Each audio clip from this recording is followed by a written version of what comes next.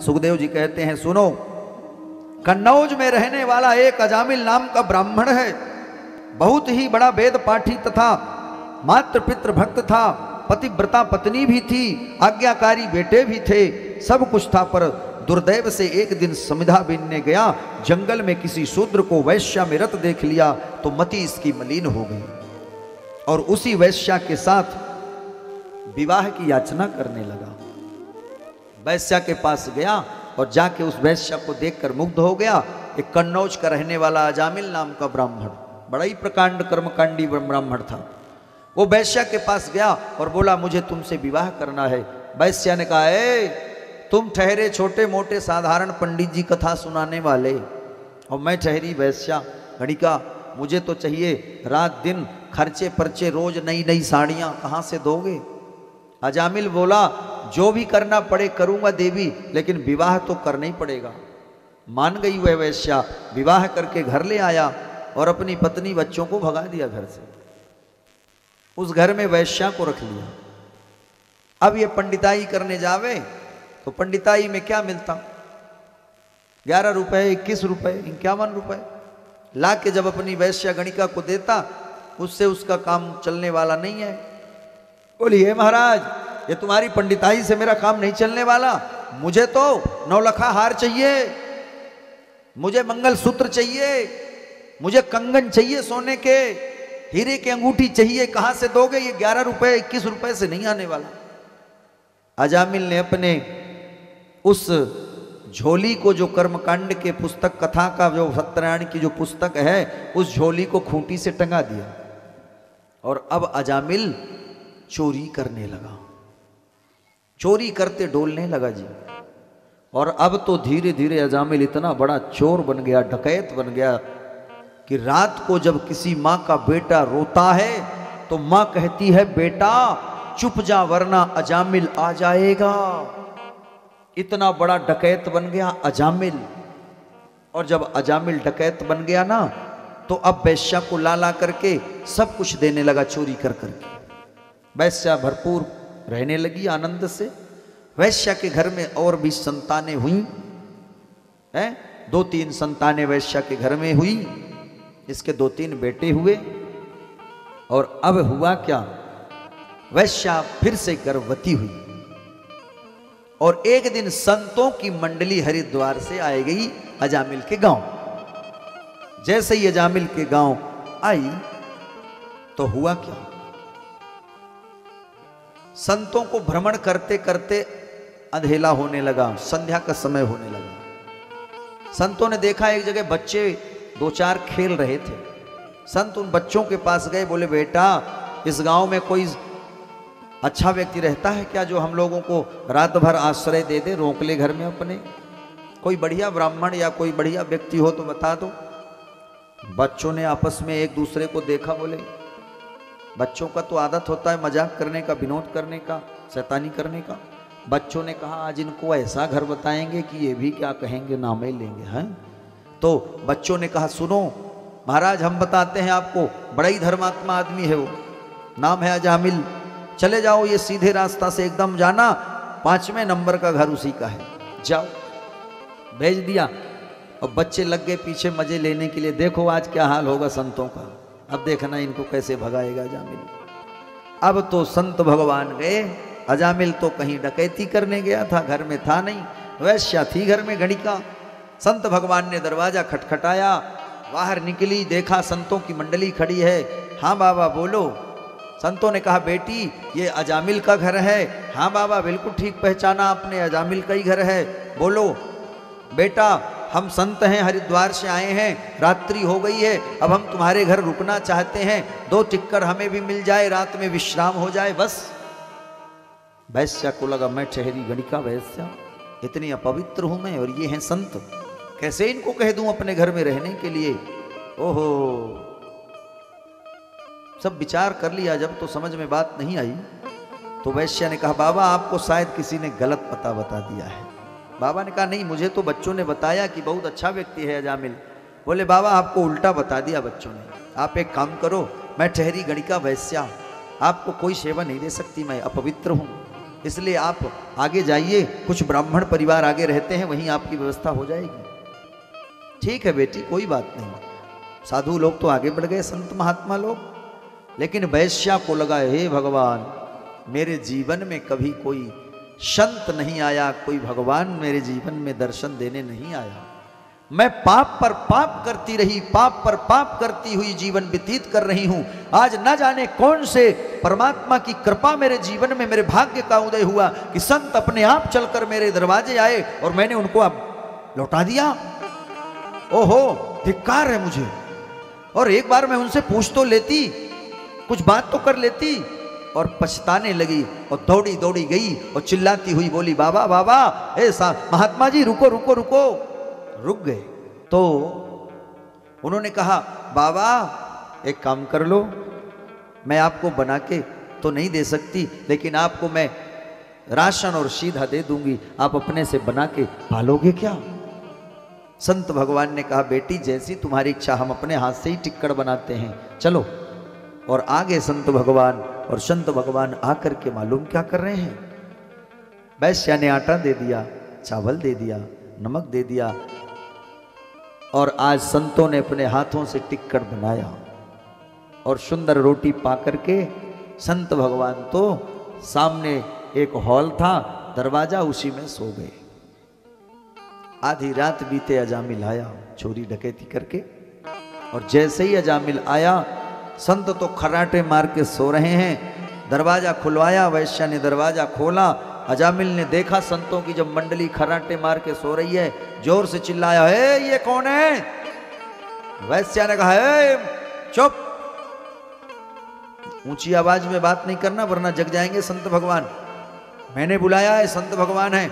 जैसे ही वैश्या ने डांटा तो चुप हो गया। अच्छा अच्छा, कोई बात नहीं, कोई बात नहीं। रात बीती, सुबह हुआ, ब्रह्म मुहूर्त में संत भगवान उठे और उठ करके संत भगवान क्या करने लगे, अपना नित्य क्रिया करके स्नान किया, पूजन भजन किया, और इसके बाद जाने लग गए। बेटी अब चलते हैं। वैश्य ने कहा, ठीक है बाबा, जाओ, फिर कभी पधारना, अवश्य फिर से आना। संत भगवान ने कहा, बेटी मेरी एक इच्छा है। बोले क्या? बोले हम संत भगवान रात में रुके और भोजन किए, अब जा रहे हैं तो कुछ विदाई तो बनती है बेटी, कुछ विदाई दे दो। संतों को विदाई नहीं दोगी क्या? जो विदाई का नाम लिया, अजामिल ने कहा, जितना कर दिया उतना बहुत है, अभी हम ही जानते नहीं, जो झोली में रखे होगे वो भी छीन लूंगा मैं अजामिल फूटी कौड़ी भी नहीं देता किसी को। वैश्या ने आंख दिखाया तो चुप हो गया। अच्छा अच्छा, कोई बात नहीं। वैश्या ने कहा, हाथ जोड़कर बोलो बाबा, हम आपकी क्या सेवा कर सकते हैं? आप जो आदेश करोगे, मेरे जो होगा हम आपको देंगे। क्या क्या विदाई दूं आपको? आप अपने मुख से आदेश करो। संतों ने कहा, बेटी संत कभी किसी का कर्ज नहीं रखते, अन्नों का कण और संतों का क्षण कभी बर्बाद नहीं होता। हमने तुम्हारा अन्न खाया है, इसलिए अन्न खाने के बदले हम तुम्हें कुछ देना चाहते हैं। कुछ हमारी बात है जो मान लो, वही होगी हमारी विदाई, वही दक्षिणा। बोलो बाबा। संत भगवान ने कहा, जैसा मैं जान पा रहा हूं कि तुम गर्भवती हो, तुम्हारे पेट में बालक पल रहा है। हाँ बाबा। तो बोले बस इतना कर देना कि जब इस बार तुम्हारा यह पुत्र जन्म लेके आए तो इसका नाम नारायण रख देना, बस यही है हमारी दक्षिणा। अजामिल ने कहा, इतनी सी बात है, कोई बात नहीं, रख देंगे। हम तो सोचे कोई रुपया पैसा मांगोगे, कोई बात नहीं, रख देंगे, रख दो, रख देंगे, जाओ आप। इतना कह के संत तो चले गए। अब वह पावन समय आया, और वह पावन समय आकर के जब वह गणिका ने, वैश्या ने पुत्र को जन्म दिया, तो पुत्र को जन्म देने के बाद संतों के कहने के हिसाब से नाम रख दिया नारायण, और जैसा नाम वैसा काम होने लगा। एक दिन हुआ क्या, अजामिल के पाप का घड़ा भरा, अजामिल के पाप पूरे हो गए और यमराज ने यमदूतों को भेजा, जाओ अजामिल को पकड़ के ले आना, अब बहुत पाप कर चुका है। यमदूत आए अजामिल को पकड़ने के लिए, और जैसे यमदूत आए अजामिल को पकड़ने के लिए तो मालूम क्या हुआ, दूर से ही अजामिल ने देखा यमदूतों को। इसका जो वो बालक है छोटा सा नारायण, वह आंगन में घुटमन घुटमन डोल रहा था, खेल रहा था। यमदूतों को देखा, पहले तो चिल्लाया, सबको बुलाया, अरे बचाओ, ये यमदूत आए हैं, हमें पकड़ ले जाएंगे, कोई हमारी रक्षा करो।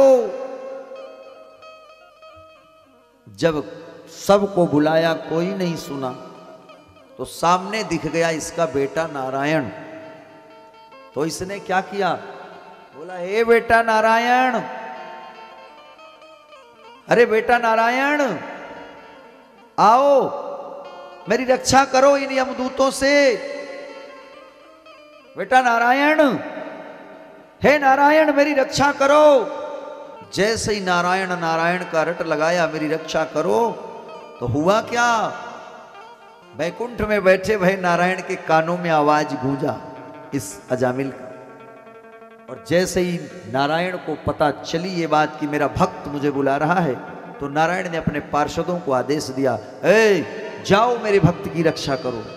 अब तो 4 हाथ वाले पार्षद 4 ठो आ गए और आकर के यमदूतों को डांट फटकार करके किनारे खड़ा कर दिया, ए सावधान, ये मेरे नारायण का भक्त है, छूना भी नहीं से। यमदूतों ने कहा, अरे भाई आप जानते नहीं हो, ये बड़ा पापी है, इसके पाप का घड़ा भर गया और हमें यमराज ने भेजा इसे लेने के लिए, इसका समय पूरा हो गया। और ये आप, उन्होंने कहा नहीं नहीं, भले कुछ भी किया हो, लेकिन अंत में तो मेरे नारायण को ही पुकार रहा है ना ये।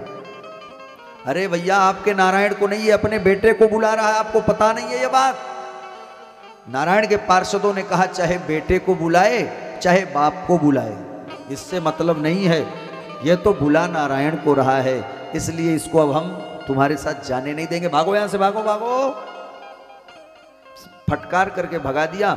और अजामिल ने अपने आंखों से ये बात, ये कार्य होते हुए देखा, अपनी आंखों से अजामिल ने देखा, अपनी कानों से ये सब सुना। ओहो, आज अजामिल को तो वैराग्य आ गया, मैं अपने बेटे को बुलाया, लेकिन धन्य है परमात्मा, नारायण ने अपने पार्षदों को भेज दिया। अब तो यमराज के यमदूत गए और जा करके रस्सी वस्सी सब फेंक दिया यमराज के ऊपर, यह पकड़ो, अपनी ड्यूटी नहीं करना, मुझे तुम्हारी ड्यूटी। क्यों, क्या हुआ, क्यों नहीं लेके आए? अरे क्या लेके आते, वहां तो वो 4 हाथ वाले पीले पीले पीतांबर पहने आ गए और डांट फटकार के हमें भगा दिया, उसे लेके आने ही नहीं दिया। कौन थे वो? बोले अब हमें तो नहीं पता, लेकिन बोला ये है, जाओ अपने यमराज को बता देना कि तुम्हारे दादा के भी परदादा आए हैं और हमें भगा दिया है, जाके बता देना कि तुम्हारे दादा के परदादाओं ने भगाया है। क्या बता रहे थे, कुछ तो बता दो, उनका परिचय क्या था? बोले हम कुछ नहीं जानते, वो नारायण नारायण की रट लगाया था और वो पीले पीले 4 हाथ वाले नारायण के ही लगता है पार्षद थे। और उनसे जब हमने पूछा तो उन्होंने कहा हमारे वैकुंठपति श्री नारायण के हम पार्षद हैं। जो नारायण का नाम लिया तुरंत यमराज ने मुख पकड़ लिया उन यमदूतों का, ए चुप, अब दोबारा नारायण का नाम न लेना यहाँ, और नहीं तो ये जितनी ही हमारी यमपुरी में जितने पापी हैं ना, ये सब तर जाएंगे और पूरी यमपुरी खाली हो जाएगी। प्रेम से बोलो राधे राधे। इस तरह से बताया है। और आज नाम की इतनी बड़ी महिमा कि अजामिल को वैराग्य आ गया और अजामिल भगवान का अद्भुत भक्त बन गया। सब घर बार छोड़ करके और अपने पुत्र को धन्यवाद दिया, अपने संतों को जो आए थे उनको धन्यवाद देकर वन की ओर प्रयाण कर गया और तपस्या करने लगा। अंत में भगवान की परम गति को प्राप्ति किया, वैकुंठगामी हुआ। बोल वृंदावन बिहारी लाल की।